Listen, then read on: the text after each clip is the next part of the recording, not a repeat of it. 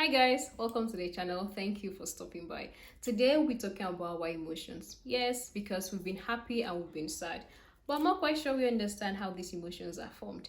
And for us to become emotionally intelligent, for us to learn how to master our emotions, we need to understand first how these so-called emotions come alive. But before then, if there's any video you want me to make, any topic, just leave in the comment section and I'm going to do justice to that. Now let's talk about the concept of happiness. There are some people that believe they are supposed to be happy all the time. And when they feel something other than happiness, not sadness, something I would like to call reality, they try to fight it off.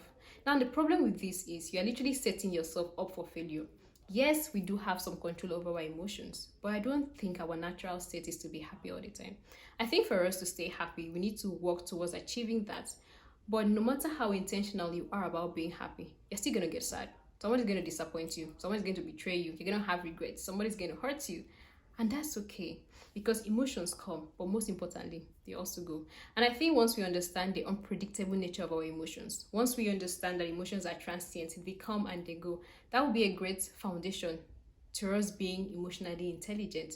So the first way to become an emotionally intelligent person is to understand that emotions come and they go, and that's okay. There's really no need to fight it. Now, how are these emotions formed? Emotions are formed through a three-step process: interpretation, identification, and repetition. A combination of these three factors is going to lead to a strong emotion being formed. What is interpretation? Interpretation is basically the way you interpret an event. The things that are happening to you, they have no power on its own. You give it power and meaning through your own interpretation. And your interpretation is always based off of your personal story, your life experiences, and your future expectations. That is why two people will experience the same thing but have different reactions. Now, interpretation is subconscious. Once something happens to you, you're going to interpret it almost immediately. And as a result of that interpretation, you're either going to have positive or negative thoughts. This thought is not going to cause an emotion to be formed. For that emotion to persist, you need to identify with that emotion. And I'm going to explain identification in a bit. But the things that are going on with you, the bad things that happen to you, that's not the reason you're going through so much pain. That's not the reason you're suffering. You're suffering because of the way you interpreted it. So change the way you interpret things. It's not a problem until you make it a problem. It's not an embarrassment until you're embarrassed by it. So the second way to become emotionally intelligent is to change your interpretations. Look for a positive thing out of that negative situation that's going on in your life. The third way to become emotionally intelligent is to let your emotions pass without feeling the need to strongly identify with it. Or rather, let me say, let your negative emotions pass without feeling the need to strongly identify with it. Identification is not rocket science. Let me explain. 2 students for that exams. So the next thought is, because of these exams that I failed, I'm probably going to have to repeat a semester. An emotion is going to be formed, sadness.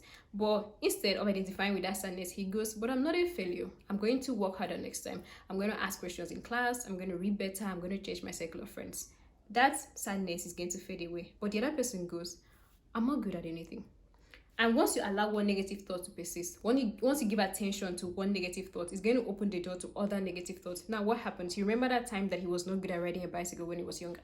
Remember that time that he couldn't play a game, he failed at something with his friends? Remember that time that his mother said, you're a good for nothing child? He keeps remembering negative things that are going to prove to him that it's actually not good at something. And a repetition of these thoughts is going to lead to a strong emotion being formed. Now, once you have lots of positive thoughts, you will have energy and you'll be productive. Once you have negative thoughts, there's no way you're going to have energy. You're just going to continue having more negative and more negative thoughts. So let your emotions pass without feeling the need to strongly identify with it. You feel sad, you're not sad. The way that sadness came is going to go away. You don't need to identify with it. Before we get to the next point, please click on the like button so YouTube can show this video to other people. Subscribe to if you haven't, so you'll be the first to get notified every time I post a new video. Thank you. So the next way to becoming emotionally intelligent is to find what triggers your emotions and do more or less of it. See, if you focus on your problems, if you make friends with your problems, you're going to become depressed. And I think some of us are addicted to our problems. This whole victim mindset. You enjoy telling people that this thing is going on with you, or this thing is happening to you, just so that they'll pity you, but you're not doing anything about it. Obviously, you're going to become sad. And nobody's telling you to solve all your problems at once. So nobody. Learn how to compartmentalize. Pick it one by one.